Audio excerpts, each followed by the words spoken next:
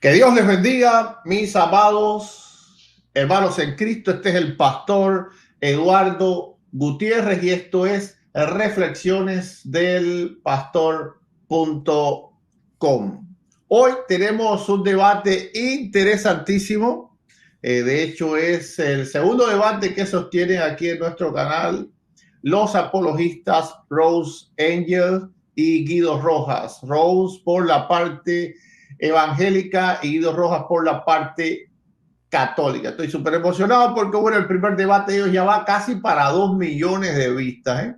Así que estoy emocionado qué va a pasar en este debate. Por favor, quédense hasta el final. No se vayan ni un momento de la pantalla porque esto va a estar bueno.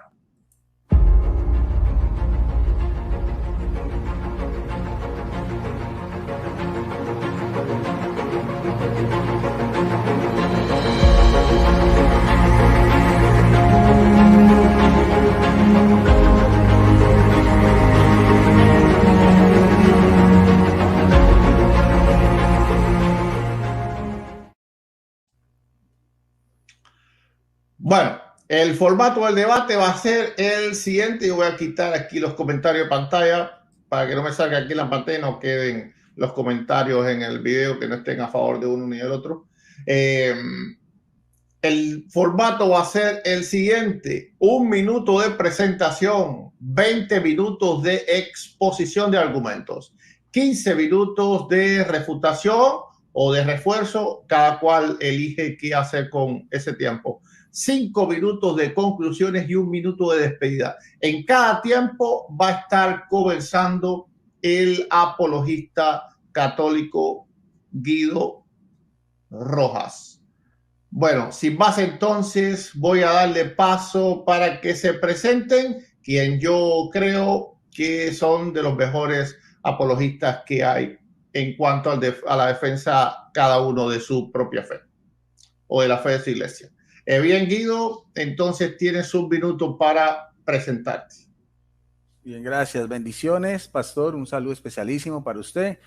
Me extiende también, como siempre, extensivo a la pastora Maite, a toda su audiencia. Pues yo hace más o menos unos 3 años empecé debates, videos en mi canal también que los transmito, canal Teólogo Guido Rojas, y empecé con el pastor Eduardo Gutiérrez, y aquí estamos otra vez con nuestra amiga y hermana evangélica Rose Ingles, con el cual también hemos tenido otra serie de debates, siempre con ese respeto, educación que nos debe caracterizar, con este tema bien interesante también, un tema muy polémico, ídolos e imágenes de acuerdo a la perspectiva católica y también de la parte evangélica. Entonces, sean todos bienvenidos y que todo sea para la mayor gloria de nuestro Señor Jesucristo. Gracias, pastor. Muy bien, Guido, de nada.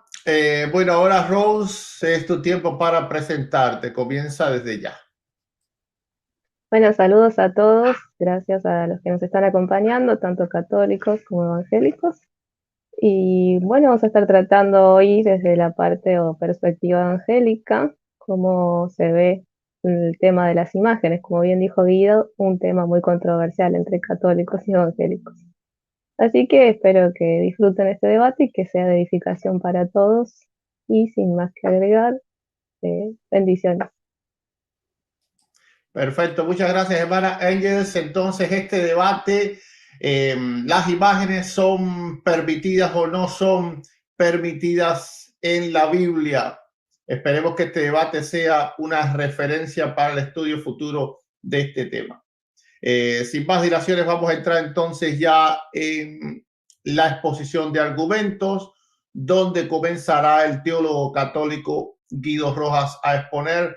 Guido, tienes 20 minutos a partir de que tú comiences a hablar. Cuando digas la primera palabra, yo enciendo el cronómetro. Bien, pastor. Me avisa entonces si quiere faltando 5 minutos o me coloca el cronómetro, me avisa para ir redondeando la idea. Listo, pastor. Yo te lo pongo en pantalla, sí. Listo, empiezo ya. Gracias. Bien, bueno, este tema es muy interesante. Yo lo he debatido ya 5 veces, inclusive una vez también con el pastor Eduardo Gutiérrez y con otros apologistas, en el cual hay que hacer la claridad de qué es lo que nosotros los católicos entendemos por lo que es un ídolo, y lo que es una... Pastor, ¿puede apagar su micrófono para que no se escuche ahí interferencia? ¿Qué es un ídolo y qué es una imagen? Evidentemente de la parte bíblica, que para nosotros también es la primera fuente de revelación sagrada. Nosotros también aceptamos la Biblia como palabra de Dios bajo la inspiración del Espíritu Santo. Voy primero a que tengamos una idea clara qué entendemos por o qué es una definición muy concreta sobre idolatría, para que quede claro al respecto. Podríamos decir que la idolatría, el primer mandamiento condena lo que es el politeísmo, porque la idolatría va unida a lo que es el politeísmo. O sea, politeísmo son varios dioses, o sea, todo lo contrario a lo que era el culto que exigía Dios, tanto en el Antiguo Testamento, inicialmente con el pueblo de Israel, con la alianza que hace con Moisés en el monte Sinaí, de tener un único, solo y verdadero Dios. Por lo tanto, la idolatría de ídolo, de un falso Dios, tiene que ir implícitamente unido a lo que es el politeísmo en ese mismo contexto histórico, cultural y religioso. Exige al hombre no creer en otros dioses que el Dios verdadero. Eso sería lo contrario al politeísmo. Y no venerar otras divinidades que al único Dios. La escritura recuerda constantemente este rechazo de lo que son ídolos, como dice en el Salmo 115, 4, 5 y 8, que eran ídolos de qué, y da la descripción: oro, plata, obras de las manos de los hombres, y da también algo que se hace mucha alusión, que tienen boca y no hablan, ojos y no ven. Estos ídolos vanos hacen vana al que les da culto, como ellos serán los que lo hacen cuando en ellos poseen su confianza.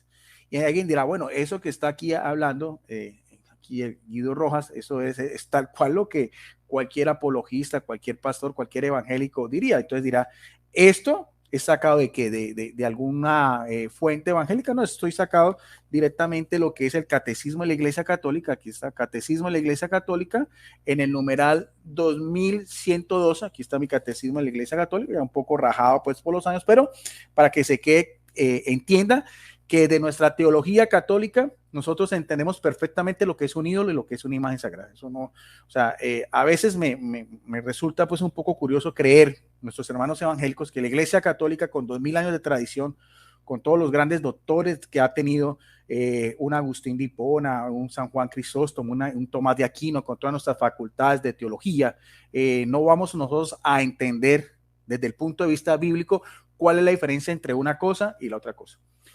Algo sí que yo reconozco y lo he hecho públicamente es que lo que pasa con las imágenes en el catolicismo es de pronto se pueden cometer ciertos abusos y puede haber una ausencia de catequesis por parte de los sacerdotes o por parte de los obispos, en el cual no se haga una clarificación entre lo uno y lo otro. Es por eso que viene cualquier hermano evangélico con Éxodo 24 y entonces descresta al pobre católico y cree que lo que está diciendo ahí se refiere a las imágenes de los católicos en cuanto a la imagen de María o a la imagen de Jesús y demás. Entonces es necesario nosotros desde la misma teología primero clarificar una cosa y la otra, teniendo en cuenta lo que es la Biblia. Y nuestra amiga y hermana Ros, todas las citas bíblicas que nos va a dar, todo el fundamento bíblico que nos va a dar, es solamente de ídolos con respecto a culturas que estaban rivalizando con el Dios único Yahvé Sebaot de los judíos. Eso es todo el contexto, todas las citas bíblicas que nos quieran dar, tanto el Antiguo como el Nuevo Testamento, es ese contexto. No hay algo que me pueda a mí hacer creer que en ese contexto están las imágenes católicas, porque nosotros no somos idólatras. Nosotros no consideramos ni a María ni a los santos dioses, ni que están en igualdad de condición de Dios. Y entonces toda la rivalidad con el pueblo judío y con las diferentes culturas en las cuales ellos tuvieron acceso, inicialmente, por ejemplo, los egipcios y después los sumerios, los asirios, en fin, la deportación en Babilonia, con los griegos, hasta llegar al cristianismo, porque vamos a hacer paralelismo tanto en el Antiguo como en el Nuevo Testamento, es esa misma situación, esa misma condenación, ese mismo llamado que hacía siempre Dios, y por eso se le da el título de abominación, porque es algo abominable, algo que es detestable ante Dios. De hecho, en este numeral del 2112, dicen nuestros mismos teólogos, ponen como referencia, como decíamos, Salmo 115, 4, 5, 8, y también otras citas bíblicas, para que vean que nosotros no desconocemos este contexto, que es Isaías 44, 9, 20, Jeremías 10 del 1 al 16, de Daniel 14 del 1 al 30, este es un deuterocanónico que es Baruch 6, Sabiduría también que es un deuterocanónico 13 del 1 al 15 y 19. Dice también, Dios por el contrario es el Dios de vivos, O sea, no es un Dios muerto, no es un Dios inerte, no es un Dios que está plasmado solamente en esos falsos ídolos, como dice también Josué 3:10, Salmo 42:3, etcétera. ¿Ve? Entonces se hace la diferencia entre el uno y el otro. De hecho, inclusive cuando a veces hay hermanos evangélicos que dicen, mira, hasta sus propios libros deuterocanónicos que no están en las Biblias evangélicas, por ejemplo, el libro de Baruch, como aquí mismo lo dice Baruch 6, hace referencia y se hace pues como si fuera una relación directa con las imágenes de los católicos. Pero si nosotros vamos también a lo que es el libro de Baruch, que es un deuterocanónico, en todo el capítulo 6 es bien interesante porque exegéticamente nos da pues la diferencia entre lo que es una cosa y lo que es otra cosa. Vamos entonces a buscar aquí en esta que tengo una Biblia católica, que es Biblia de Jerusalén latinoamericana. Busquemos lo que nos dice el libro de Baruch, que está en la página 1256, para que veamos también una descripción, también desde un mismo deuterocanónico, lo que vamos a mirar. Dice aquí, por ejemplo, en Baruch 6, dice, por ejemplo, en el versículo 7, dice, la lengua de esos dioses ha sido moldeada por un artesano, y aunque están recubiertas de oro, plata, son falsos y no pueden hablar. Como se hace con un joven presumida, ellos toman oro y tejen coronas para las cabezas de los dioses. ¿Ve? Dice también, como cachorros domésticos que cuando se rompen ya no sirven, así son los dioses que entronizan en sus templos, ¿no? Tienen los ojos llenos de polvo, que levantan los pies de los que los entran, igual que los que encierran a cal, y cantan los condenados a muerte por deleites. Como el rey, los sacerdotes refuerzan sus templos con portones, cerrojos y barrotes para que no sean saqueados por los ladrones. ¿Sí? Entonces, hasta en un mismo deuterocanónico, un católico que conozca la Biblia y que tenga pues ese deseo de aprender realmente, puede mirar el discernimiento espiritual desde el punto de vista bíblico, lo que es un ídolo y lo que es un imán. Vamos a otra cita bíblica para mirar a una descripción un poco más amplia. Ya este es el libro de Deuteronomio, es lo que llama el Pentateuco, los 5 primeros libros que se le atribuye a Moisés para los judíos, la ley, la Torá. En el mismo libro de Deuteronomio, en el capítulo 4, versículo del 15 al 19, también hay una descripción muy interesante acerca de lo que estamos hablando de los ídolos. Dice Deuteronomio capítulo 4, versículo del 15 al 16, otra vez en esta Biblia católica de Jerusalén, que es la de Scledre Brower, de la Escuela Bíblica de Jerusalén, adscrita a los dominicos, que es pues por el ente mayor que tiene que ver con todos los estudios bíblicos. Dice así: tenga mucho cuidado. Una de las advertencias que le hace Yahvé a los judíos: tenga mucho cuidado, puesto que no vieron figura alguna el día en que Yahvé les habló en el Horeb, en medio del fuego. No vayan a pervertirse y se hagan alguna escultura de cualquier representación que sea. Y mira bien lo que especifica: que figuras masculinas o femeninas, figura de algunas de las bestias de la tierra, figura de algunas de las aves que vuelan por el cielo, figuras de algunos de los reptiles que se arrastran por el suelo, figura de algunos de los peces que hay en las aguas, debajo de las aguas. Cuando levanten sus ojos al cielo, cuando vean el sol, la luna, las estrellas y todo el ejército de los cielos, no vayan a dejarse seducir y se postren ante ellos para darles culto. Eso lo han repetido Yahvé tu Dios, todo el pueblo que hay debajo del cielo. Pero usted los tomó Yahvé y los sacó del horno de hierro, y mire bien de dónde, de Egipto, para que fuera el pueblo de su heredad, como lo es hoy en día. O sea, ese es el contexto histórico en el cual cualquier persona que vea las Sagradas Escrituras tiene que darse cuenta. Cuando se está hablando de esas imágenes, se está hablando, por ejemplo, de esta representación, que es una réplica del becerro de oro que se encontró cerca de Israel. Está hablando, por ejemplo, de esta que era la esfinge también de rey Tutankamón. Estas eran a estos dioses es que se refiere cuando estamos aquí hablando del libro de Deuteronomio, como es Basté, la gata diosa que era momificada, o también un buey momificado. Estos son astros y demás, todas esas divinidades, el dios Ra, la diosa Luna, Isis, Osiris y demás. De hecho, inclusive vamos a ver un comentario de esta que es la Biblia de Estudio del Mundo Hispano. Esta es una Biblia evangélica, porque esto es lo interesante, esta Biblia de Estudio, cuando nos aclara un poco más al particular. Dice así, por ejemplo, en ese mismo texto dice: el culto a los astros se practicaba en la antigua Mesopotamia. Recordemos también todo lo que era ese antiguo, entre los ríos Tigris y el Éufrates, en que surgieron todas estas civilizaciones.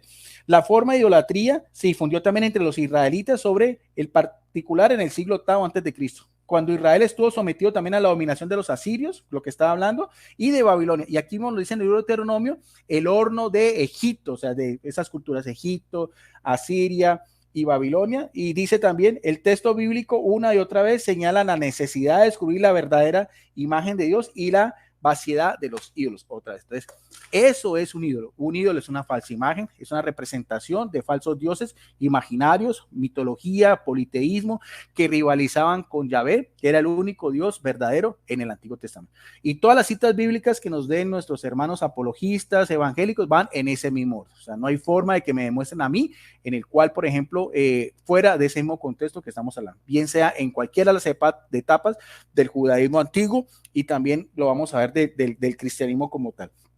Hay otra cita bíblica también donde nos habla también de lo que eran la forma como estas figuras humanas, ídolos, eran hechos, y también aparece en el libro de Deuteronomio capítulo 5, en el libro de Daniel 5:23. También vamos a mirar otro de los libros proféticos. En el libro de Daniel capítulo 5 versículo 23 también nos describe algo sobre el particular.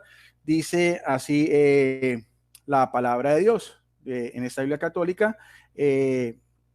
Dice Daniel 5:23, a ver si, se me fue por acá, donde hablan, sí, aquí dice Daniel 5:23, sino que te han rebelado contra el Señor del cielo y has mandado traer aquí los vasos de su templo para beber en ellos junto con su dignatario, tus mujeres y su conducta.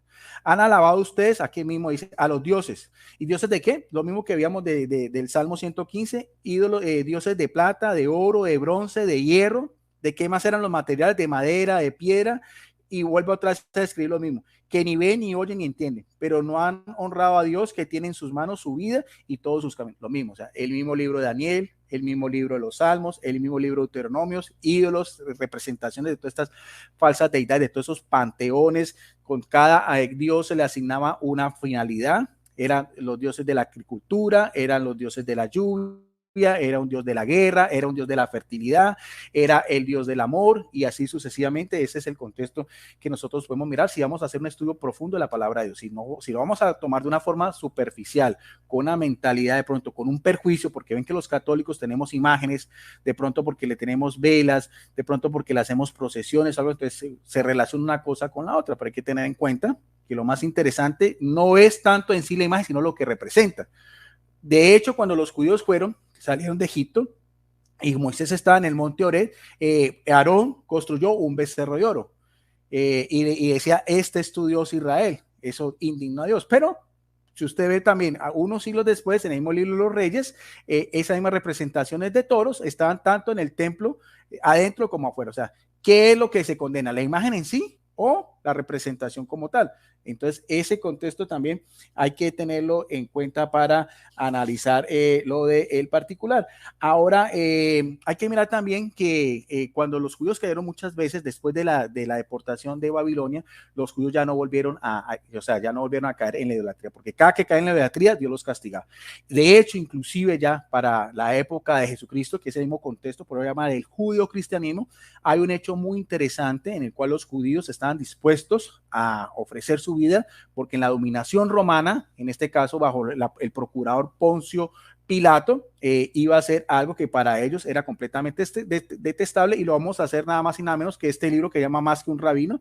Es de uno de los principales escritores evangélicos, que es César Vidal. Es un teólogo, escritor de origen español, completamente contrario a la Iglesia Católica, pero dice así algo que me pareció interesante en la página 22. A Grato le sucedió Pilato del 26 al 36 después de Cristo. Su gobierno fue de enorme tensión, y Josefo, el gran escritor judío, igual que Filón de Alejandría, uno de los filósofos judíos de esa misma contexto, no lo presentan bajo una luz favorable, que seguramente se correspondió con la realidad. Desde luego se vio enfrentado con los judíos en diversas ocasiones. Josefo, o sea, otra vez el historiador Joseo, que escribió Historia de los Judíos y Guerras de los Judíos, como en uno de esos episodios se introdujo en contra del precepto del decálogo, que no solo prohibía hacer imágenes, sino también rendirle culto, y da como referencia Éxodo 24:5. ¿Qué fue lo que hizo Pilato? Mandó a que unas estatuas en Jerusalén de estos falsos dioses, aprovechándole en la noche. Dice, no está muy claro en qué consistió el episodio en sí. Fueron quizás los estandartes militares los que entraron a la ciudad, que eran los de unas águilas, que el águila imperial, pero fuera como fuese, la reacción de los judíos resultó rápida y unánimemente. Vamos a ver cómo reaccionaron los judíos ante esta supuesta idolatría que va a ser en Jerusalén, donde estaba el templo en el cual pues era la casa de Dios, como dice Jesucristo. De manera reveladoramente pacífica marcharon hacia Cesarea, donde era pues sus cuarteles generales, donde se encontraron a la sazón y Pilato le suplicaron que retirara las esfinges de la ciudad santa. Pilato se negó a ceder ante aquella petición y entonces los judíos permanecieron durante 5 días postrados ante la residencia del prefecto. Cuando este, irritado por aquella conducta, los amenazó con la muerte, ¿cómo reaccionaron los judíos? Los judíos mostraron sus cuellos indicando que preferían morir a quebrantar la ley de Dios, o sea, a hacer todo lo que era representación de falsos ídolos, como dice Éxodo 24:5. Finalmente, Pilato optó por retirar las imágenes. El episodio resulta de enorme relevancia porque de él se desprende que los judíos optaron por llevar a cabo una acción que podríamos denominar no violenta y que les permitió alcanzar su objetivo. O sea, ya los judíos sabían muy bien la diferencia entre lo que era ya un falso ídolo. Acordémonos también de lo que fue Nehustán, la serpiente de bronce que aparece en Números 21, que mandó a construir Dios, la hizo Moisés inicialmente contra las mordeduras de la víbora del Sinaí, pero unos siglos después, bajo el reinado de Josías, ya se había convertido en ídolo, por eso llamaba Nehustán cosa de cobre, y por eso este monarca, los mismos preceptos, mandó a destruirla, cosa que no sucedió nunca con el Arca de la Alianza, que también es otro objeto sagrado que también se encuentra también en el mismo contexto de lo que es el pueblo israelí. O sea, hay que saber diferenciar en ese aspecto lo que eran las imágenes que Dios prometió y que él mismo también hacía milagros a través de esas, como cuando atravesaron el río Jordán, entrar a la tierra prometida con Josué, también cuando por 7 días rodearon las murallas de Jericó y se derribaron. ¿Y qué tenían ellos? ¿Cuál era su estandarte? Era nada más y nada menos que el Arca de la Alianza. Ahora, ¿qué podemos hablar del cristianismo? Hay una cita bíblica también muy interesante, porque ya expliqué bien la diferencia entre idolatría y también esas imágenes que también se encuentran en el Antiguo Testamento. En el libro de los Romanos, que fue escrito hacia los años 60, más o menos, una carta magna del apóstol Pablo a la comunidad de fieles de Roma, la misma comunidad cristiana en la cual la Iglesia Católica está representada, porque las mismas comunidades de los cristianos, hay documentos históricos antiguos y es la misma sucesión desde el mismo apóstol Pedro, el mismo apóstol Pablo, que actualmente es la sede del Papa Francisco. O sea, tenemos nosotros una carta que fue dirigida a los primeros cristianos en el cual nosotros pues nos sentimos representados desde el punto de vista también histórico y geográfico. Dice en la carta a los romanos también, el contexto, vamos a verlo, Romanos 1, 23 y 25, también otra vez de esta Biblia de Jerusalén latinoamericana, dice así el apóstol Pablo, ya a los cristianos, no a los judíos, ¿no? Y cambiaron la gloria de Dios, o sea, la doxa de Dios, que es incorruptible, por una representación en forma de hombres corruptibles, pero no solamente representación de hombres, sino también otra del mismo contexto que vemos de Deuteronomio, de aves, de cuadrúpedos y de reptiles. Dice el versículo 25, a ellos que cambiaron la verdad de Dios por la mentira y adoraron y sirvieron la criatura en vez del creador, que es bendito por los siglos de los siglos. ¿Qué es lo que vemos acá?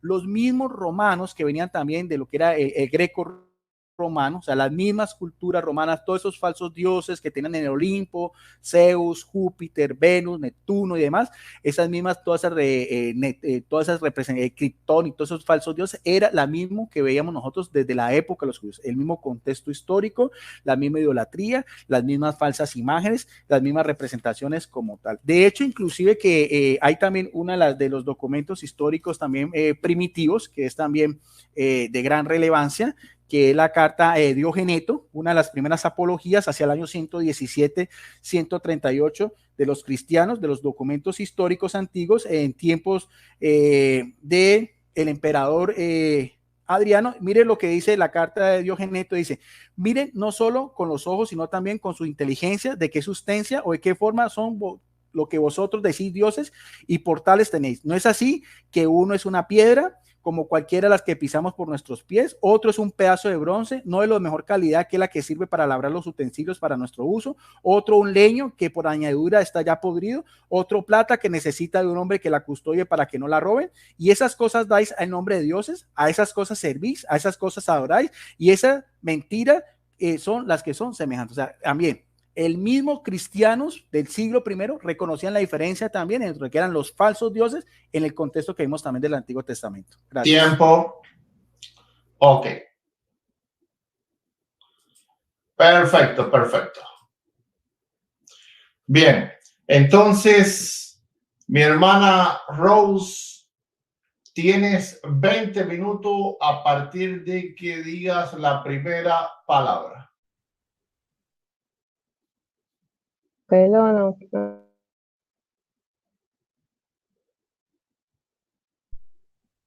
Ahora sí, ¿me escuchan? Ok, comienza. Ok. Bueno, imágenes o ídolos. Si nosotros tomáramos, si tuviéramos que definir qué es una imagen, es sencillamente o básicamente una figura, una representación o semejanza o apariencia de algunas cosas. Creo que en eso estamos todos de acuerdo, es la definición básica para lo que es una imagen. Pero ahora vamos a lo que creo yo que es el nudo a desenlazar de este debate en realidad. Y es la siguiente pregunta. ¿Dios prohíbe las representaciones? Y la respuesta a esto es un no. Dios no prohíbe las imágenes. Dios lo que prohíbe es el culto a las imágenes o a las representaciones. Éxodo 25, 18-22, Primera de Reyes 6, Segunda de Crónicas 5:8, Segunda de Reyes 19:15. Todos estos textos bíblicos nos muestran cómo Dios mismo aprobó o mandó a diseñar ciertas imágenes. En todos estos versículos bíblicos podemos ver representaciones o imágenes aprobadas y diseñadas por Dios. Pero, a diferencia de las prácticas católicas, nadie, me gustaría que Guido Rojas me corrija si me equivoco, pero nadie en estos versículos se observa o se puede leer o apreciar practicando el culto a dichas representaciones, a dichas imágenes. Si así lo hubiesen hecho, si así lo leyéramos en estos textos que cité, Éxodo, Segunda de Crónicas, Reyes, o quizá en cualquier otra parte de la Biblia, si así lo hicieran, entonces estaríamos haciendo de Dios un ser mentiroso y que se contradice. Porque, por ejemplo, Dios no se va a contradecir, su palabra es armonía. Deuteronomio 25:15 dice: maldito el hombre que hiciere escultura o imagen de fundición, abominación al Señor, obra de mano de artífice, y lo pusiera en lo oculto. Es clarísimo que cada una de las 11 maldiciones que están descritas en este texto, en este capítulo de la Biblia, es clarísimo que de las 11 maldiciones, esta dirigida contra de algún pecado en particular. En este caso, en el pecado de crear una representación para darle servicio. El catolicismo romano ha adoptado en estos tiempos un argumento paupérrimo, donde dicen: si yo no le llamo ídolo, entonces ya no es idolatría, ya no es pecado de idolatría. Sin embargo, en Deuteronomio, que lo acabo de leer, sin embargo, en Deuteronomio no aparece la palabra ídolo por ningún lado. Sí aparece la palabra escrita imagen.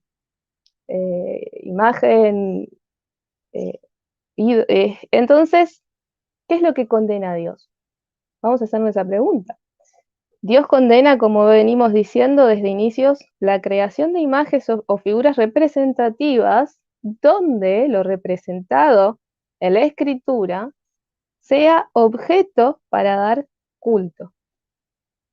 Eso es lo que Dios condena.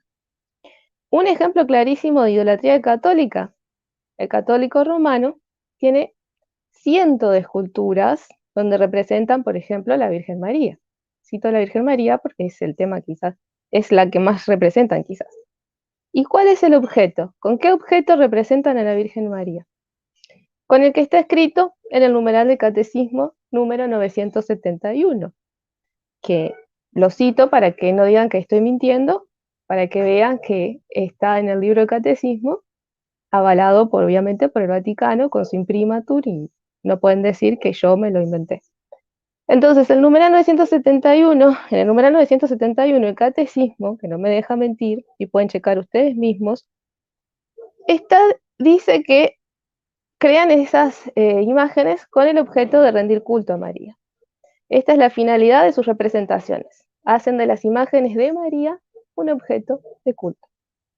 Dice el numeral 971 del Catecismo: La Santísima Virgen es honrada con razón por la Iglesia con un culto especial. De hecho, con un culto especial. No solamente crean la imagen de María, representan a María en una imagen, sino que a través de eso están representando un culto especial a María. Quizá en este punto mi amigo y hoy contrincante en debate, Guido Rojas, me quiera, entre comillas, aclarar que el culto a María, en el numeral 971, difiere o es distinto del culto a Dios para intentar zafar.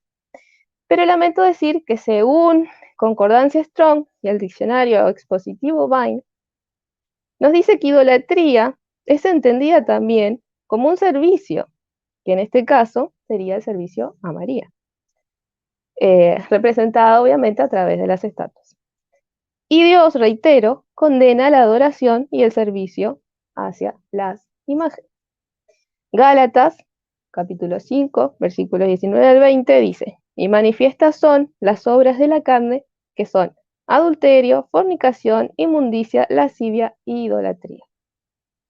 Nuevamente vemos cómo Dios aborrece rotundamente y pone a este pecado al nivel del adulterio, la fornicación, de la inmundicia. Bueno, sabemos que todos los pecados son iguales, pero para que se fijen en lo tremendo que es la idolatría, el culto a las imágenes, hacerse una imagen para que lo representado en ella reciba veneración, reciba culto, reciba exaltación, reciba alabanza.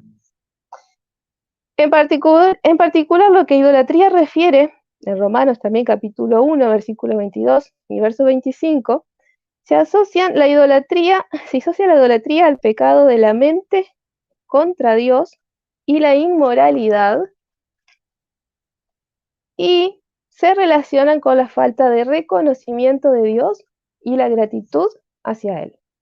Dice Romanos 1:25, ya que cambiaron la verdad de Dios por la mentira, y presten atención a esta palabra, honrando y dando culto a las criaturas antes que al Creador. Si Guido Rojas me dice que él no honra a María y no le rinde culto, estaría mintiendo. Entonces, respecto de esto, ya sabemos que el catolicismo le rinde culto, le rinde honra a María. Y por si fuera poco, escuchamos que de no ser por el sí de María, no habría salvación. Que de no ser así, sin el sí de María no habría salvación. Y esto último es cambiar la verdad de Dios. ¿Por qué? Porque tenemos la verdad revelada. Juan, capítulo 1, versículo 3, dice que todas las cosas fueron creadas por medio del Verbo y que sin él nada de lo que ha sido hecho fue hecho. Sin embargo, el católico elige crear una imagen y a través de esa imagen hacer una representación donde dice que sin el sí, donde le dan culto y exaltación a María, porque sin el sí de ella, Jesús no habría venido. Sin embargo, eso es cambiar una verdad bíblica que ya está expuesta. Juan 1:3 perfectamente y claramente nos dice que solamente que sin María no sería posible si no fuera por el creador de todo lo que existe, que es Jesús. Entonces, y también iba a aclarar que no me salgan con el no es el tema. ¿Por qué? Porque esto que hablo es todo cuanto representa las imágenes de María. Es decir, estamos desglosando qué representa para el católico o qué representa el católico en sus imágenes marianas.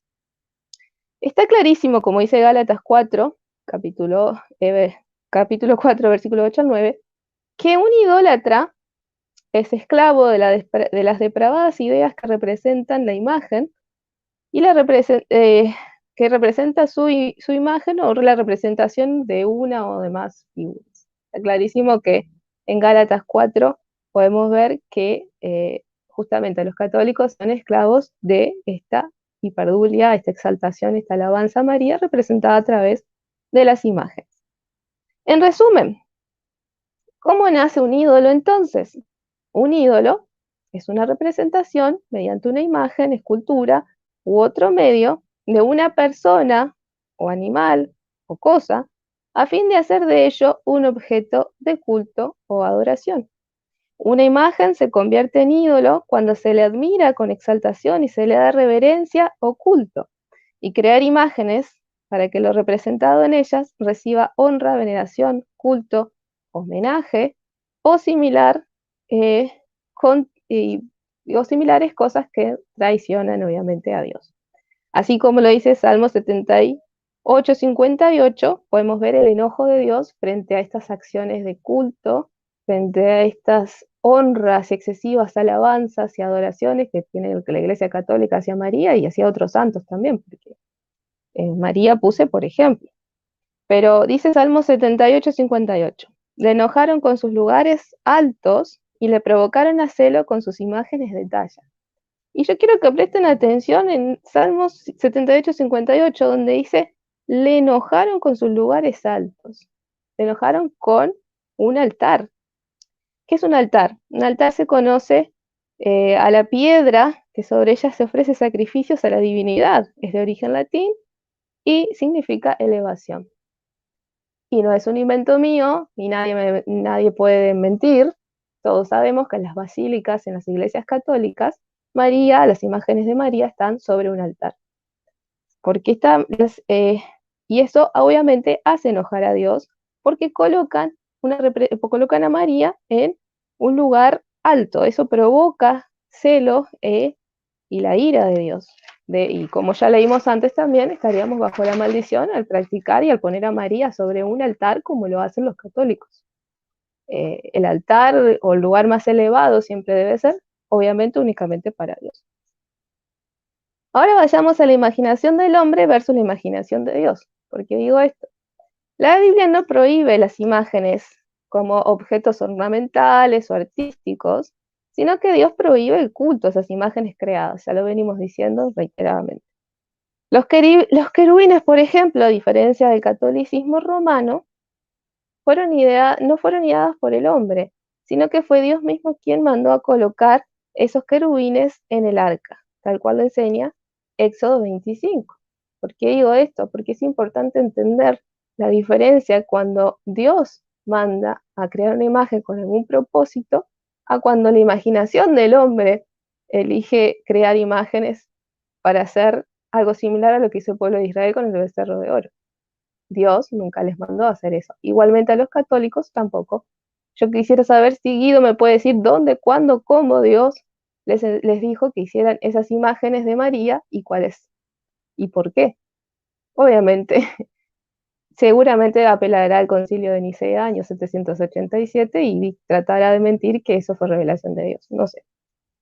Hechos 17, 21, si no noté mal, dice, siendo pues linaje de Dios, no debemos pensar que la divinidad sea semejante a oro, o plata, o piedra, o escultura de arte, y de imaginación de hombres. Y ahí estaba el versículo donde yo me apoyo para decir que los católicos sí apelaron a la imaginación de hombres y no a la voluntad de Dios, para la creación de sus imágenes, obviamente. Noten esto, en el mismo foro de Guido, vemos siempre otro de los argumentos paupérrimos de los católicos romanos, donde dicen, Dios aprueba las imágenes porque en Génesis 1:26 dice que somos hechos a imagen de Dios. Y ahí se enardecen hipácata, evangélico, ya somos imagen de Dios, las imágenes son válidas. Pero eso es algo sumamente gracioso que utiliza en Génesis 1:26, porque parte de los católicos para justificar sus imágenes, que utilicen esto para justificar sus imágenes, es totalmente ridículo, porque todos saben que los hijos se parecen a sus padres, por eso, si los hombres no son piedras y palos, y si el hombre es linaje de Dios, entonces Dios tampoco es hecho de piedras y palos. La triste verdad es que los idólatras retractan la afirmación de Génesis 1:26, porque el hombre fue hecho a la semejanza de Dios y ellos hacen dioses, sin embargo, semejantes a ellos mismos. Las imágenes de culto claramente nos alejan de Dios. Un verdadero hijo de Dios debe tratar de no verse tentado a no tener imágenes como objeto de culto. No tendrás dioses ajenos delante de mí, dice Éxodo 23:5, que tanto molesta a los católicos romanos. No tendrás dioses ajenos delante de mí, no te harás imagen ni ninguna semejanza de lo que está arriba en el cielo, ni abajo en la tierra, ni en las aguas debajo de la tierra. No le inclinarás a ellas, ni No te inclinarás a ellas ni las honrarás, porque yo soy el Señor tu Dios, fuerte, celoso, que visito la maldad de los padres sobre los hijos hasta la tercera y cuarta generación de los que me aborrecen. Entonces, ese no tendrás dioses ajenos delante de mí exige a Israel un culto exclusivo a Dios. Esa fue la conducta, esa fue la condición de la alianza. Algo con lo cual, obviamente, no cumple el catolicismo. Y me atrevo a decir a estas alturas, catolicismo idolátrico romano. Leemos en los concilios, por ejemplo, en el concilio de Nicea, año 787, se leen: manténgase firmemente la práctica de exponer imágenes sagradas a la veneración, culto, de los fieles, con todo que sean pocas en número y guarden en ellas el debido orden, a fin que no cambie, que no causen extrañeza al pueblo cristiano en favor ni favorezca menos ortodoxia. Eso se puede leer en Sacrosanctum Concilium 123-125. Entonces, los jerarcas de la Iglesia Católica Romana afirman que el culto de las imágenes se estableció en el año 787. Esto significa que jamás los cristianos de los primeros siglos dieron culto a las imágenes. Guido podrá traer fotos de imágenes decorativas, pero le pregunto, ¿cuándo y cómo se le rindió culto a esas imágenes? Me puede mostrar un arsenal de imágenes ahora, y yo hasta le puedo decir que son muy bonitas, pero el problema no está ahí, sino en si le dan o no le daban culto, porque el católico hace de esas imágenes un Dios cuando le rinde culto. Entonces, jamás los cristianos de los primeros siglos dieron cultos a las imágenes y, por supuesto, nunca los apóstoles ni el resto de los primeros cristianos mencionados en el Nuevo Testamento hicieron semejante atrocidad contra Dios. Entonces, existe la palabra de Dios. Viendo la palabra de Dios, no existe tal cosa como el culto a las imágenes. El único servicio que se le da a la Biblia por parte de, desde Génesis hasta el Apocalipsis, es solamente, únicamente a Dios. Pero el catolicismo romano en el concilio niceno elige violar lo establecido por Dios, enseñando a sus fieles, como acabo de leer, a, como dice el concilio, servir no solo a Dios, sino además servir a lo creado a través de figuras representadas.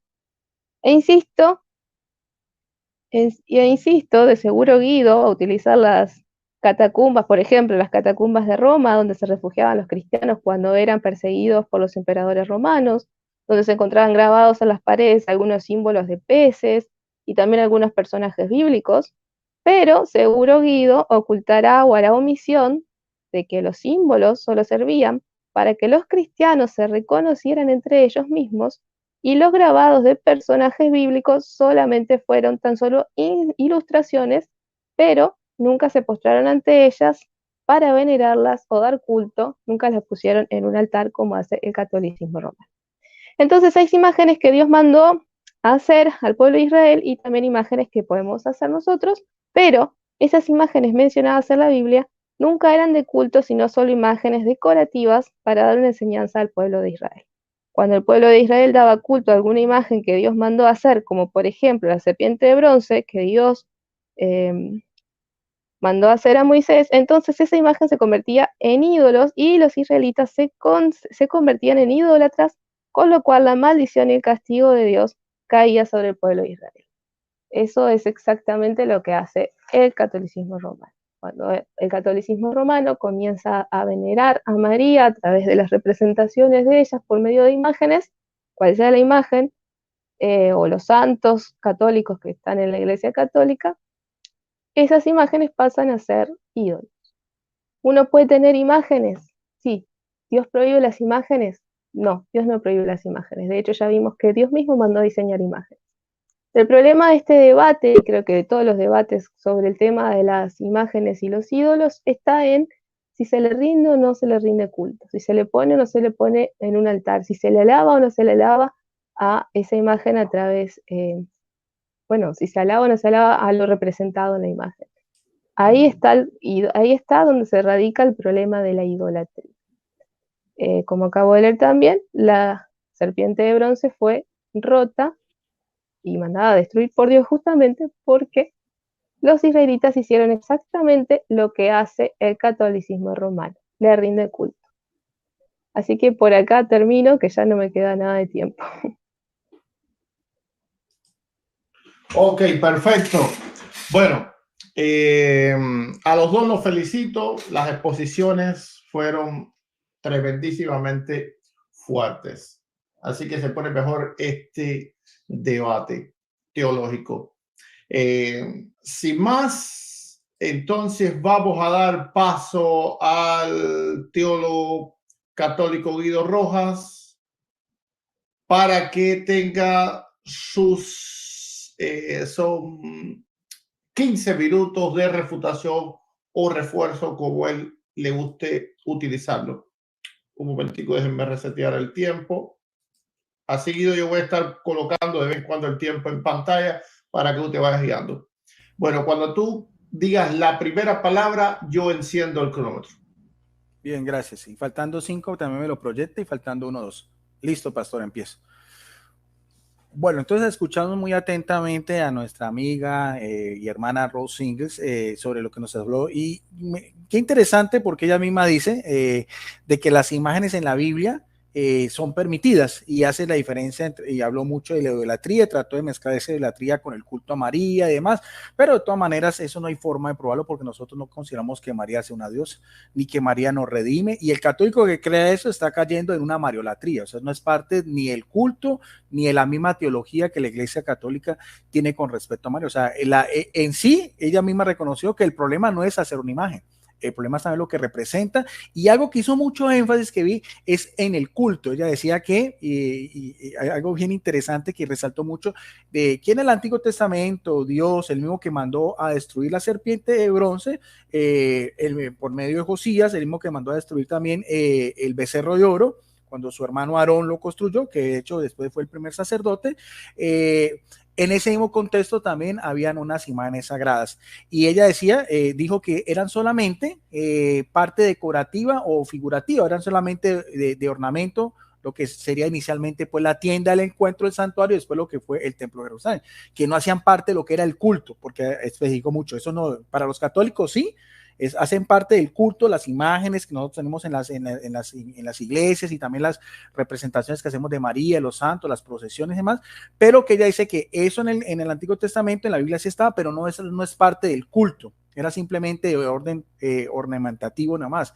Y se nos fue a Éxodo 25, donde nos habla precisamente de lo que fue la imagen del Arca de la Alianza, que la mandó a construir Dios a Moisés con todas las especificaciones y demás.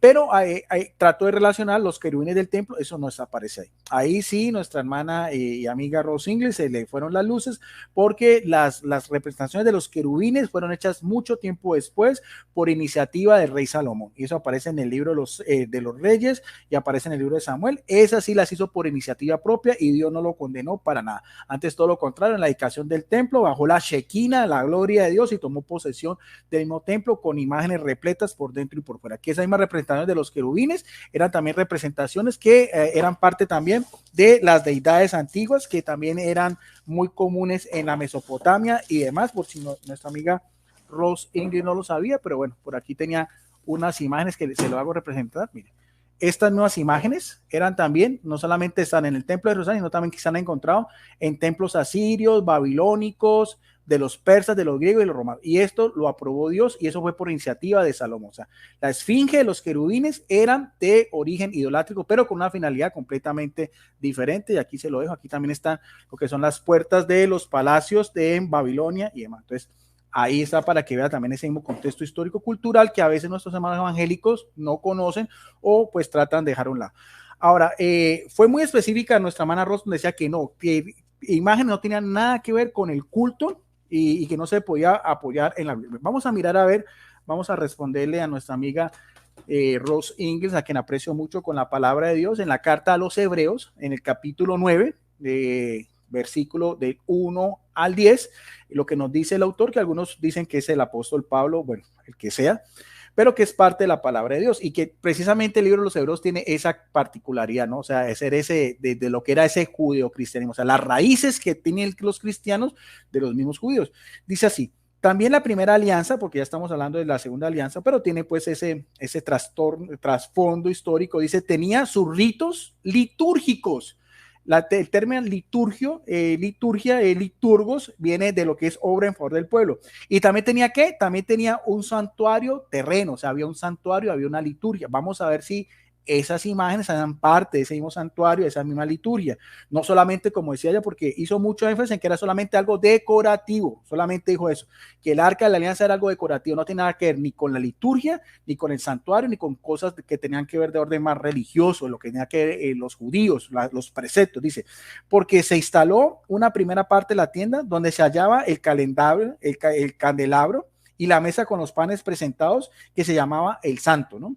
Detrás de la segunda cortina se hallaba la tienda llamada el Santo de los Santos, o sea, el Santo Santorum, que contenía el altar de oro para el incienso, lo mismo que tenemos los católicos, porque a veces dicen que el incienso es de orden idolátrico. Acordémonos que a Nejustán le quemaban incienso, pero también al Arca de la Alianza se le quemaba incienso. O sea, el incienso es tanto para una imagen sagrada como puede ser el Arca de la Alianza, y el incienso también puede ser para una deidad que en este caso fue un ídolo, como fue también Nejustán, que aparece pues ya lo hacía referencia Ross Ingles. Dice, y en el mismo lugar que estaba el arca de la alianza, que era parte de qué? Del mismo santuario y de la misma liturgia, porque los judíos iban al santuario en las peregrinaciones, estaba la fiesta del Yom Kippur, la fiesta del perdón, en el cual el sacerdote una vez al año entraba y rociaba sangre en ese mismo lugar donde estaba una representación que representaba la gloria de Dios. El arca de la alianza representaba la gloria de Dios. No solamente eso, sino que Dios, los oráculos, lo que él daba, lo hacía también a través de los querubines, cuando él bajaba con su gloria, que eso está en Éxodo capítulo 25. Sigue diciendo y da las indicaciones que contenía el altar de oro con el incienso, el arca de la alianza completamente cubierto de oro. En ella una urna de oro con el maná, y estas eran reliquias para los judíos porque las conservaron. No las destruyeron como la serpiente de bronce. Eso se guardó y es tan significativo que hasta el mismo libro de los hebreos, escrito hacia los años 80, hace referencia a eso. O sea, tenía oro, en ella también una urna de oro con el maná, la vara que floreció de Aarón también, interesante, otras reliquias para los judíos, y las tablas de la alianza. Encima del arca, que estaban los querubines, que son representaciones también, los mismos que aparecen también en muchas de los templos paganos, como lo decíamos, que cubría ¿qué? La gloria de Dios. O sea, la gloria de Dios era también estas imágenes, querubines del templo, también utilizadas tanto en el santuario para los judíos como también en estos falsos dioses que, como decíamos, aquí muestro ya las representaciones y que todavía hay restos arqueológicos de la misma de todas esas culturas de la Mesopotamia que hice mención anteriormente. Sigue diciendo el autor porque está hablando del santuario, está hablando de liturgia, está hablando de lo que era importante para los judíos. Dice, no está en el momento de hablar todo en detalles, pero sigue diciendo, instaladas así las cosas, los sacerdotes, porque había santuario, habían sacerdotes, había culto, habían imágenes, habían reliquias, había incienso, habían panes con propiciación, habían sacrificios y demás. Todo eso es culto. No es solamente ornativo, no es solamente decorativo, como nuestra hermana Rosingers quería hacernos entender. Dice, instaladas así las cosas, los sacerdotes entran siempre en la primera parte de la tienda para desempeñar las funciones ¿de qué? Del culto, donde estaba el arca de la alianza también, donde estaban también anteriormente los querubines y demás.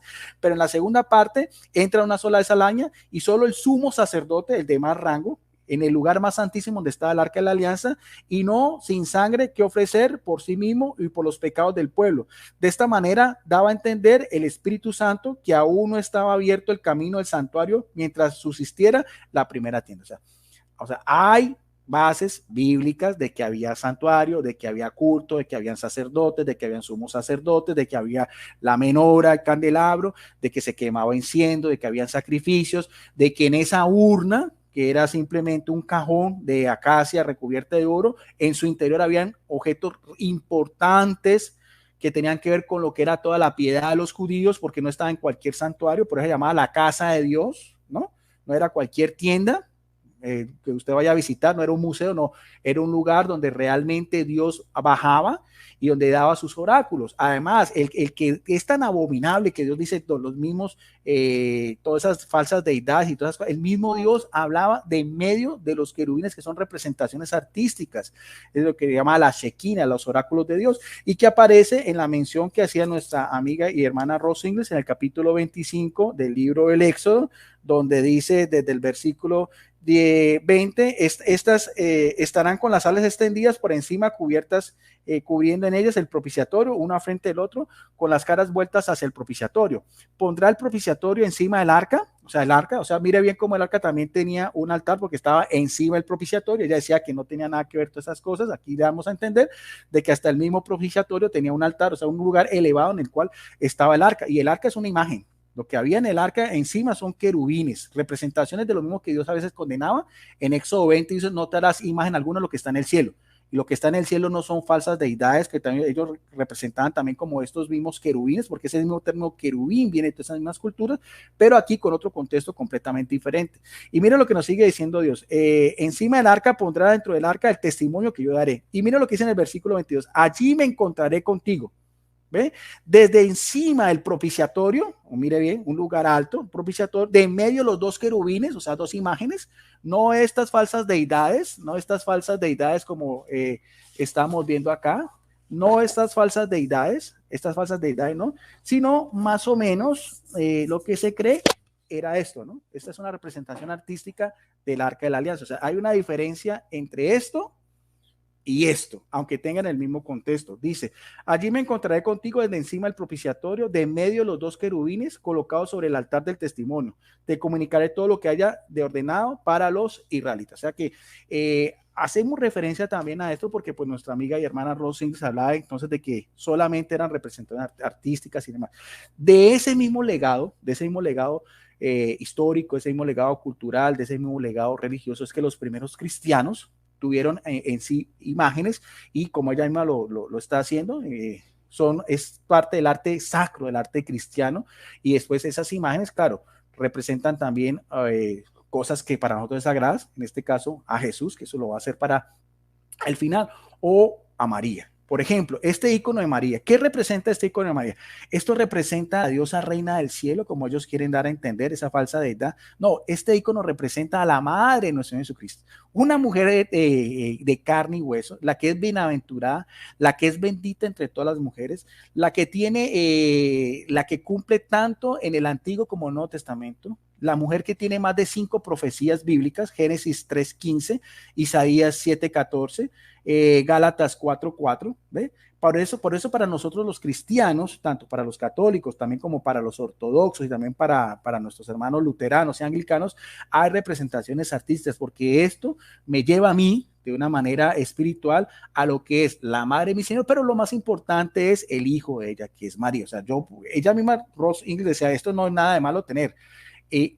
Ahora, si a esta imagen yo le voy a dar unos poderes que están por encima de Dios, si yo a esta imagen la voy a colocar en un lugar superior a Dios, ahí sí sería idolatría. Y yo reconozco de que hay católicos, de pronto por su mala formación, que no saben entender bien realmente lo que es una imagen, realmente a lo que es el culto de adoración, que debe ser única y exclusivamente a Dios. Pero por lo tanto, estas imágenes, que este es un icono de los griegos, y que también hay algunas representaciones artísticas también de María, se han encontrado también en las catacumbas. De hecho, que con nuestra amiga y hermana Ross en debates pasados yo le mostré pruebas arqueológicas también en ese mismo contexto, siglo IV o siglo V, pero de todas maneras hay que mirar a ver que ese mismo transcurso del cristianismo primitivo. O sea, si a mí me dice que por qué los cristianos del siglo IV o del siglo V tienen imágenes, a mí me tendría que demostrar en qué momento hay una ruptura con los cristianos del siglo I, siglo II, siglo III, siglo IV.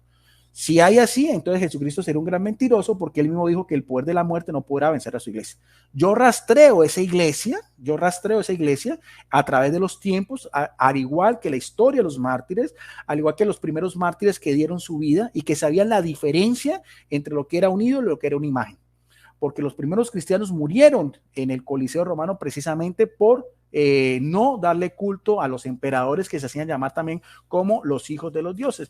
De hecho, vamos a mirar a ver en este libro que es Historia de la Iglesia Primitiva de Henry Eboer, que es un pastor calvinista, nos dice algo muy interesante. Dice, la razón básica de las persecuciones de los cristianos en el Imperio Romano fue que la iglesia no permitía a sus miembros la adoración del emperador. A raíz de esta negativa, que a su vez ocasionó otra negativa de parte de los cristianos, estos fueron odiados, arrestados, exiliados a las islas solitarias, condenados a trabajar como esclavos en las minas, arrojados a los leones como un espectáculo público y ejecutados por la espada. Está hablando un pastor calvinista, no un sacerdote católico. El adorar al emperador significaba estar de acuerdo con el politeísmo y la idolatría. Las estatuas del emperador en el lugar del sacrificio no eran para los cristianos una estatua, sino un ídolo.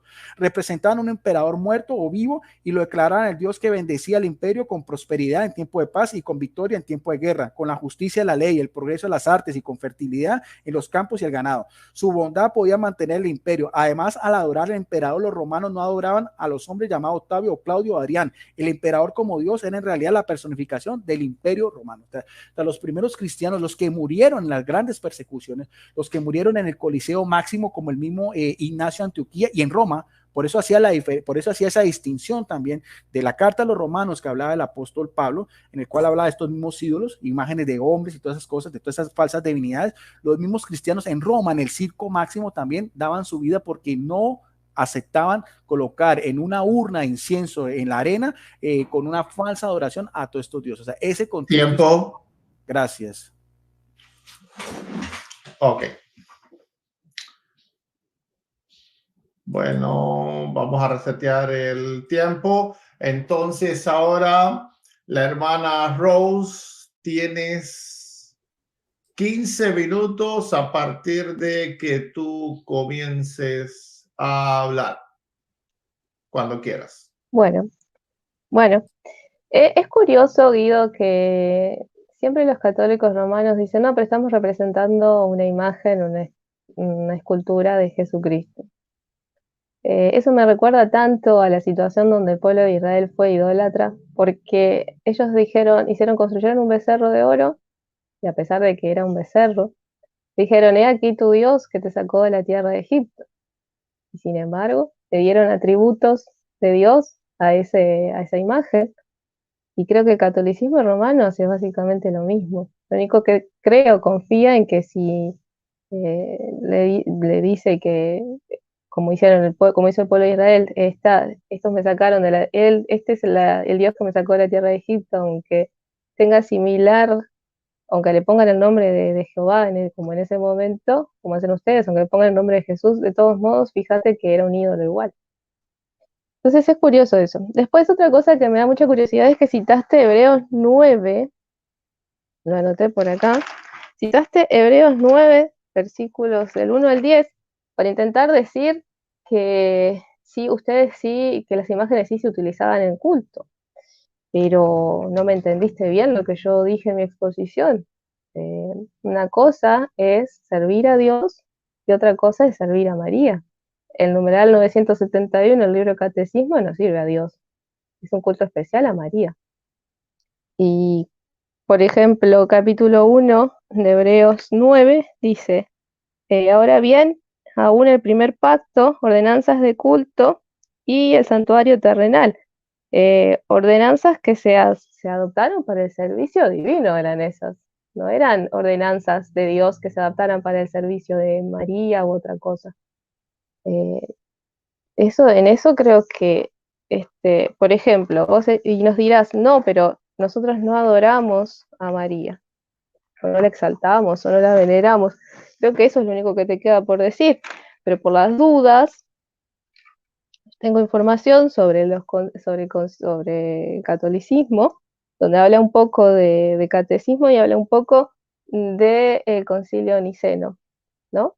Dice que el Concilio Niceno II del año 787 dice, siguiendo la doctrina divinamente inspirada de nuestros santos padres y la tradición de la Iglesia Católica, el que defendió con fuerzas la veneración de las imágenes sagradas, definimos con todo rigor e insistencia que a semejanza de la figura de la cruz preciosa y vivificadora Las venerables y santas imágenes ya pintadas ya en mosaicos o en cualquier otro material adecuado deben ser expuestas en las santas iglesias de Dios sobre los diferentes vasos sagrados, en los ornamentos, en las paredes, en cuadros y en casas, en las calles, tanto la imagen del Señor y Salvador nuestro Jesucristo, como de las imágenes de Nuestra Señora, Nuestra Inmaculada Señora, la Santa Madre de Dios, de los santos ángeles, de todos los santos y los justos.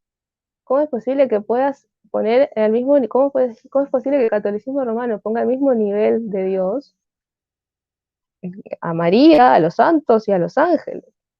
Porque acá no se está haciendo una especificación, acá las imágenes están iguales para todos lados. O sea, tanto da una imagen de María como de Jesucristo. Después también dice, la veneración de las imágenes, sean pinturas, esculturas, bajorrelieves u otras representaciones, además de ser un hecho litúrgico significativo, constituye un elemento relevante de la piedad popular. Los fieles rezan ante ellas, tanto en las iglesias como en los hogares. Rezarle a María, rezarle a los santos. Vos mismo citaste Hebreo 9:1 y Hebreo 9:1 dice que el culto es únicamente para Dios. Entonces vos me estás diciendo que haces un culto, haces una imagen representativa, estoy leyendo, mejor dicho, de la información católica, que ustedes hacen un culto donde esa representación le oran, le rinden culto a María. Y en Hebreos 9, que vos me citaste, donde se le rinde culto a otro que no sea Dios. Entonces hay que entender que si bien las imágenes no pueden ser objeto de culto, no pueden ser tampoco objetos de culto y servicio a otro que no sea Dios. No hay nada, Guido, en la Biblia, no existe nada en la Biblia, desde Génesis o hasta Apocalipsis, que le rinda culto a otro que no sea Dios. Es más, te desafío que me muestres en la Biblia quién le rindió culto a María, a través de una imagen. Después también en el libro de catecismo, en la información que saqué de catecismo y este concilio niceno dice, es necesario sobre todo que los fieles adviertan que el culto cristiano de las imágenes es algo que dice en relación a otra realidad. La imagen no se venera por ella misma, sino por lo que representa. Por eso a las imágenes se le debe tributar el honor y la veneración debida, no porque se crea que en ellas hay cierta divinidad o poder que justifique este culto, o porque se va a pedir alguna cosa a estas imágenes o poner en ellas la confianza como hacían antiguamente los paganos, que ponían las esperanzas en los ídolos, sino porque el honor que se les tributa se refiere a las personas que representan. Entonces vos me decís, tenés una imagen de María, representando a María, a los santos, y vos me decís que le vas a orar a una imagen de María tan igual que le orás a Dios. Eso se llama elevar a María, a los santos y a los ángeles al nivel de Dios. Ya sé que me vas a querer decir, no, pero Rose Engels no entendió bien, porque nosotros acá estamos diciendo que hacemos una distinción a diferencia del paganismo, que eran falsos ídolos. Pero ya vimos en mi exposición que una imagen se convierte en ídolo cuando ésta tiene veneración o un culto que no sea Dios. Decime vos, como te vuelvo a repetir, como Hebreos 9 que citaste vos, ¿dónde aparece el culto a María en la Biblia? ¿Dónde los querubines acaso representaban, como decís vos, el culto o fueron enviados por Dios para hacer un culto en específico a otro que no sea Dios? No. De hecho, el mismo libro de Catecismo te refuta porque dice, la idolatría no se refiere solo a los cultos falsos del paganismo, es una tentación constante de la fe, consiste en divinizar lo que no es Dios. Hay idolatría, y presta atención, hay idolatría desde el momento en que el hombre honra y reverencia a una criatura en lugar de Dios. Entonces, hay idolatría desde el momento en que el hombre honra y reverencia a una criatura en lugar de Dios. Entonces, el catecismo romano católico lo que hace es escribir con la mano y borrar con el codo. ¿Por qué? Porque acá acabamos de leer que se puede hacer imágenes de tributar. Acá dice claramente, por eso a las imágenes se le debe tributar el honor y la veneración de vida. No sé, y entonces, ¿qué? ¿Le tributás el honor y la veneración de vida a María tanto igual que a Dios? Eso es cambiar la verdad de Dios. Eso es cambiar la verdad y dejar de adorar al Creador y dejar de poner al Creador en el altar que debe estar para poner a María. Entonces, hasta el mismo numeral, yo creo que hasta el mismo numeral 2113 del Catecismo te refuta. Honrar y reverenciar a la criatura, tan igual que a Dios. De hecho, yo lo dije en mi exposición, ustedes tienen, y no es noticia, en sus iglesias, en sus iglesias, bueno, en todos, sí, en sus iglesias tienen el altar a María. Ustedes ponen a María ahí en un altar, en un lugar elevado, un lugar de supremacía, tan igual como lo hacen con Dios. Y dicen, no, pero el culto del culto a Dios y el culto a María y el culto a los santos es diferente. ¿En qué difieren si hacen exactamente lo mismo? Alaban a Dios, cantan a Dios, oran a Dios, tan igual que oran a María, tan igual que oran a los santos, tan igual que oran a los ángeles. Entonces, ya vimos que en el concilio niceno se eligió violar lo establecido por Dios, enseñando a sus fieles, como dice el católico, como dice el concilio, a servir no solo a Dios, sino también a servir lo creado a través de las figuras representadas. En 1 Corintios 10:31 nos dice que si comieres o bebieres o hacéis otra cosa, hacedlo todo para la gloria de Dios. Pero en el catolicismo romano no pareciera funcionar todo únicamente para la gloria de Dios, sino que también para gloria y honra de María. Cualquier persona que sea o no católica, si comienza a dar culto a una imagen, lastimosamente le espera el castigo eterno que se describe en Apocalipsis 21:8. Entonces Guido no puede decirnos que las imágenes que él venera o las que le rinde culto no son ídolos porque no son dioses falsos del paganismo. Porque ¿cómo se atreve Guido a ir contra Dios? Me explico mejor. Éxodo 20 dice que cualquier imagen a la que se le rinda culto, honra, veneración es un ídolo y estaría quebrantando entonces el mandamiento de Dios. Quizás también, como la mayoría de católicos, que Guido quiera decir que Josué, no lo dijo tan así, pero Josué y los jefes, o sea, quizás quiere decir que para justificarse, que se postraron ante el arca. Pero hay una diferencia en que Josué y los jefes se postraron ante el arca porque estaban quebrantados y arrepentidos. Eran una señal de dolor y de arrepentimiento porque habían pecado y se pusieron a orar a Dios delante del altar. En ninguna parte habla de una rendición de culto a los querubines. También, con respecto, si quiere citar a David, con respecto a David, tampoco le rindió culto. El texto bíblico solo dice sencillamente que David había trasladado el arca desde una casa hasta la otra. Es solamente fue un simple traslado. Los católicos romanos a veces se quieren justificar con que hacen la famosa, eso es un modelo de procesión, cual eso no tiene sentido porque sería agregarle agregarle a la palabra de Dios. La palabra de Dios solamente dice que fue un simple traslado. Ustedes no tienen un simple traslado, ustedes tienen devoción, oración, alabanzas a María, a lo representado ahí. Y ese culto que se genera, eso que hacen, es exactamente lo que Dios condena. Las alabanzas a María, por ejemplo, un ejemplo simple, Juan Pablo II, que era muy devoto de la Virgen María, le dijo: a ti, Virgen Inmaculada, predestinada por Dios sobre toda criatura, como abogada de gracia y modelo de santidad para su pueblo, guía a todos sus hijos en la peregrinación de la fe, haciéndolos cada vez más obedientes y fieles a la palabra de Dios.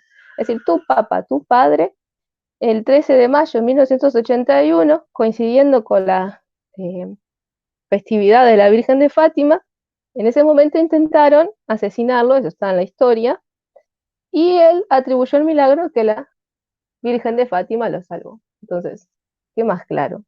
Más adoración y más convertimiento en ídolo a María, que eso es imposible. De hecho, el Papa, tu Papa, Juan Pablo II dijo, ya que a partir de ahí empezó a decir: soy todo tuyo, María. Y si yo tuviera que preguntarte a vos, Guido, si vos tuvieras que dar en culto tu corazón a Dios, si tuvieras que dar un servicio a Dios, ¿vos compartirías lo que le das a Dios con María? ¿Vos le dirías, soy todo tuyo, María? Porque no se puede servir a dos señores. O sos todo de Cristo o sos de María. O servís a Dios o servís a María. No se puede servir a dos dioses. Entonces, claramente Juan Pablo II ha hecho una muestra, una explicación perfecta de lo que es convertir una imagen en un ídolo. Toma a María para honrarla excesivamente, para adorarla excesivamente. Eso es la idolatría. Y bueno, y por acá voy redondeando.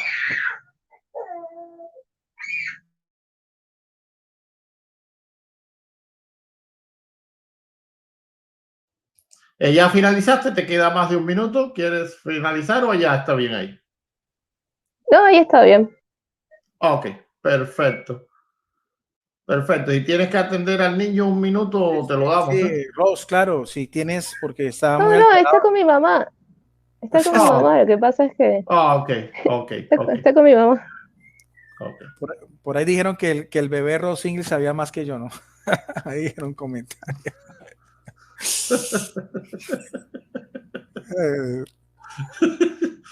Gloria al Todopoderoso.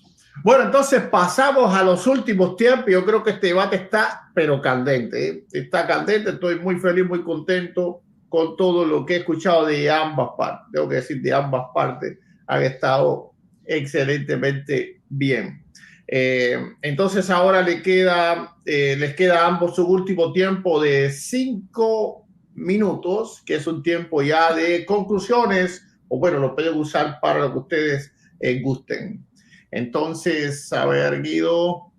Bien, cuando tú digas la primera palabra, yo te enciendo el cronómetro.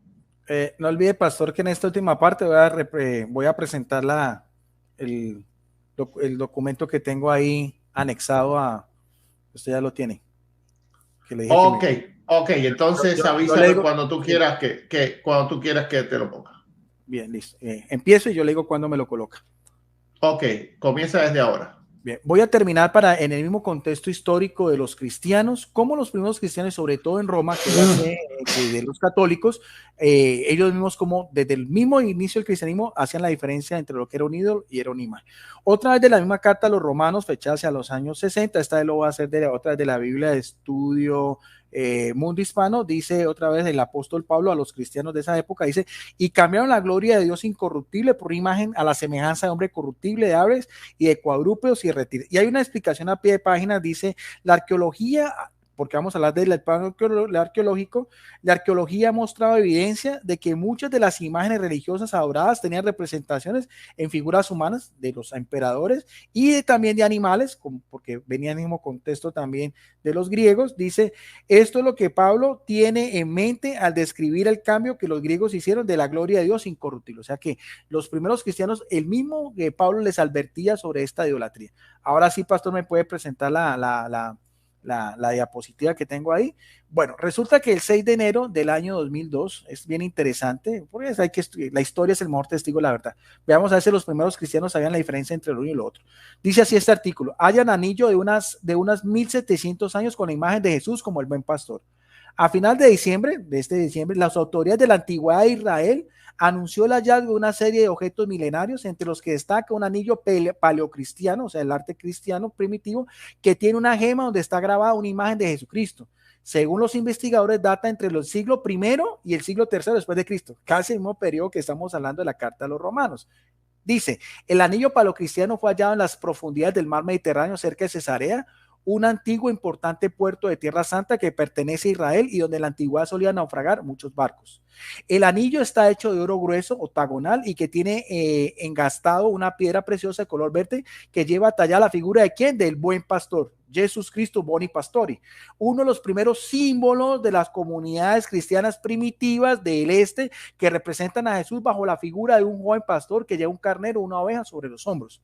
La imagen del buen pastor es una de las primeras y más antiguas imágenes utilizadas en el cristianismo decíamos fecha hacia el primer siglo tercero, para simbolizar a Jesús, representa a Jesús como pastor compasivo de la humanidad, extendiendo su benevolencia a su rebaño y de creyentes y de toda la humanidad. Esta es la gema, cualquier persona, mismo los cristianos también tenían imagen, en este caso un anillo, pero resulta que aquí también nos dice, el mismo artículo dice, según la Enciclopedia Católica, la figura del buen pastor es uno de los pocos símbolos cristianos precedentes también del primer siglo. Y en algunos casos la figura de Jesús suele ser acompañada con otras ovejas a ambos lados. Se sabe que entre el siglo I y IV después de Cristo, 88 frescos de este tipo fueron pintados. ¿En dónde? En las catacumbas en Roma, la misma lugar en el cual veíamos que habían también estos ídolos al cual el mismo apóstol Pablo hace la diferencia. Estas son imágenes frescos de los primeros cristianos ya en Roma, de la catacumba, como decíamos también, entre finales del siglo I y siglo III, no solamente ese fresco, sino también aquí también hay una imagen de Jesucristo, el buen pastor. O sea que los primeros cristianos sabían muy bien la diferencia. Pastor, otra vez por favor me comparte pantalla plena entre lo uno y lo otro. Pastor, ya. Finalizo con este que es la Enciclopedia Bíblica Ilustrada de Alfonso Ropero. Esto es un diccionario evangélico. Qué cosa curiosa, ¿qué es lo que encontramos en este diccionario evangélico? Mire, aquí está.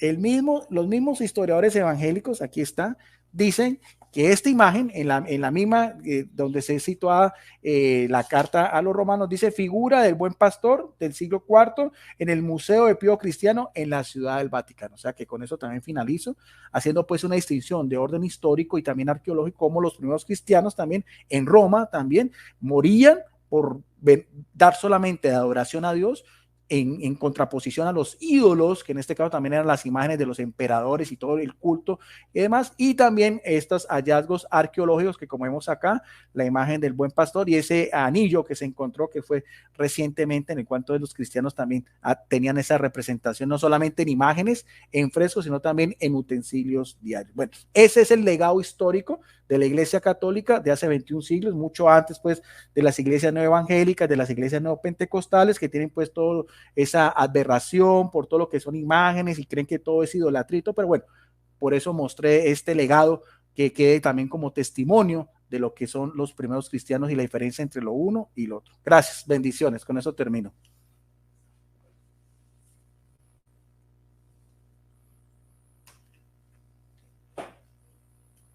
Su micrófono, pastor.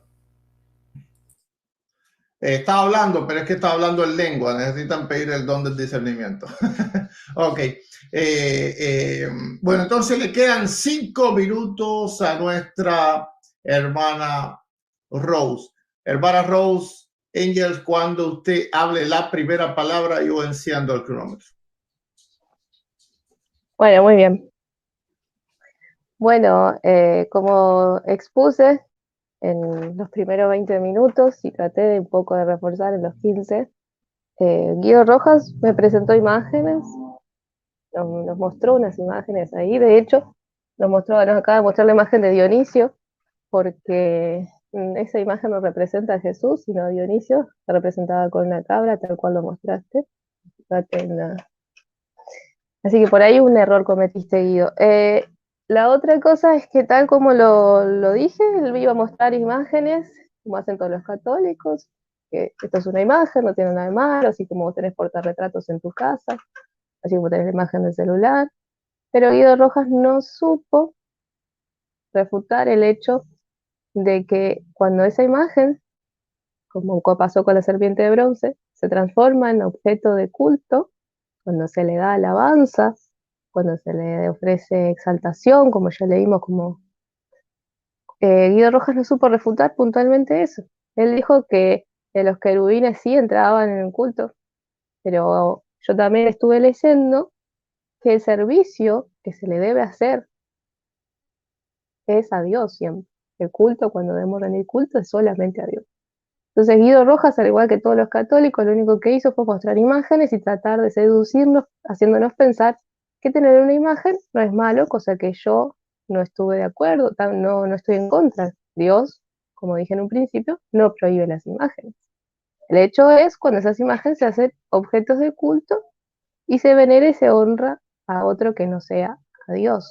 Como también el cito en Romanos 1:25, cuando se cambia la criatura y se le da el lugar de Dios, Cuando vos les das a la misma alabanza que le das a Dios, que le das a María, cuando vos decís alabada sea María, así como decís alabado sea Dios, estás elevando a María al nivel de Dios. Y ese culto, ese servicio de alabanza, de exaltación, todo eso hace que cometas el error de hacer de una simple representación, que podría perfectamente ser la representación de María, la mujer humilde que vemos en la Biblia, la sierva fiel a Cristo, a Dios, pasa de ser eso a ser un ídolo que ocupa casi que el mismo lugar que Dios. Dios es el rey del cielo, ella es la reina del cielo. Dios es sin pecado, ella es sin pecado. Dios es inmaculado, ella es inmaculada. Entonces, tal cual lo dice el libro del Catecismo, numeral 271, ustedes los católicos transforman a los figuras y representaciones que podrían bien ser educativas, didácticas, decorativas, las transforman en idolatría. Eso es lo que hace el catolicismo romano. Van exactamente, totalmente en contra de lo que Dios demanda, violan totalmente todos los preceptos de Dios y lamentablemente, como dice el Antiguo Testamento, caen en una de las 11 maldiciones, que es tomar una figura, una representación, y hacer y dar alabanza, culto, honra, exaltación, como ya leímos que lo hizo el Papa, como vemos que lo hacen a diario los católicos. De hecho, hay una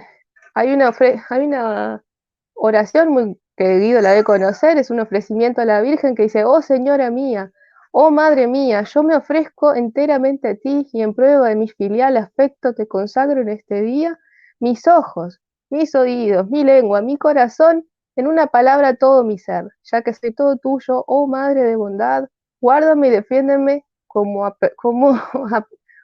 pertenencia y posesión tuya. Amén. Se dan por completo a María, tanto a su alma, a su cuerpo, se ofrecen por completo a María, es un ofrecimiento de todo el ser. ¿Saben lo que significa eso? Significa idolatría. Eso es lo que un creyente es lo que hace cuando adora a Dios, es eso, le da todo su ser. Entonces, ¿vos le vas a dar todo tu ser a Dios o le vas a dar todo tu ser a María? Como te dije también hace un tiempo atrás, hace unos minutos atrás, no se puede servir a dos señores. Entonces, creo que Guido no pudo refutar el hecho de que cuando se exalta, se adora, se bendice, se enardece, se pone en el altar a María, a los santos, a los ángeles, lo que sea, eso se convierte en idolatría. Y bueno, sin más que agregar, ahí termino. Muchas gracias, hermana Rose.